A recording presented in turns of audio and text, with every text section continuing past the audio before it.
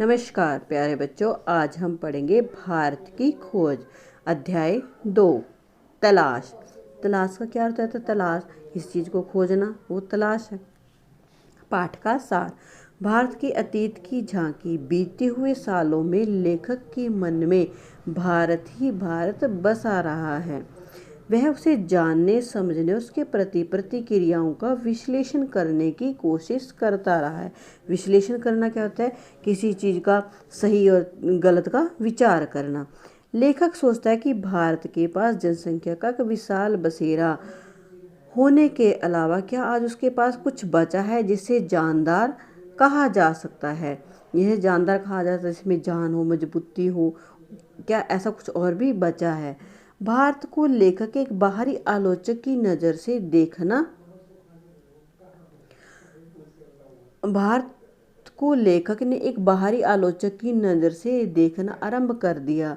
उसने भारत के उत्तर पश्चिम में स्थित सिंधु घाटी में मोहनजोदड़ो नामक स्थान देखा। यह नगर 5000 वर्ष पुराना बताया जाता है, यानी कि इसकी जो ये नगर है 5000 वर्ष पुराना बताया जाता है। साथ ही यह भी कहा जा सकता है कि उस समय वहाँ की एक प्राचीन और पूर्णतः विकसित सभ्यता थी। यह एक प्राचीन है कि सबसे पुरानी और पूर्णतः विकसित, यानी कि पूरी विकसित हो जिसको आगे और किसी मतलब ज़्यादा देख रेख किसकी ज़रूरत नहीं थी। इतनी विकसित सभ्यता थी पूर्णतः पूरी तरह से।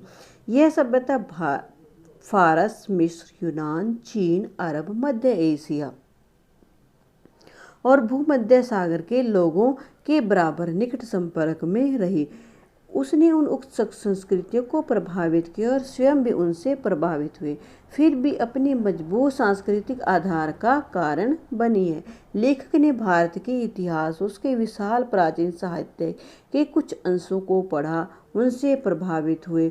उसने इन विदेशी यात्राओं की यात्रा वृत्तांत पढ़े। यात्रा वृत्तांत, यात्रा के जैसे कहीं पे यात्रा पे जाते तो उसके बारे में जो कुछ बताया जाता है वो यात्रा वृत्तांत। जो चीन और पश्चिमी मध्य एशिया से भारत चले आए थे, उसने एशिया, अंकोर, बोरम्बुदूर और बहुत सी जगहों में भारत की उपलब्धियों के विषय में सोचा। हिमालय का भ्रमण किया, नदियों का अध्ययन किया। हिमालय से जो नदियाँ निकलती हैं उनके बारे में अध्ययन किया।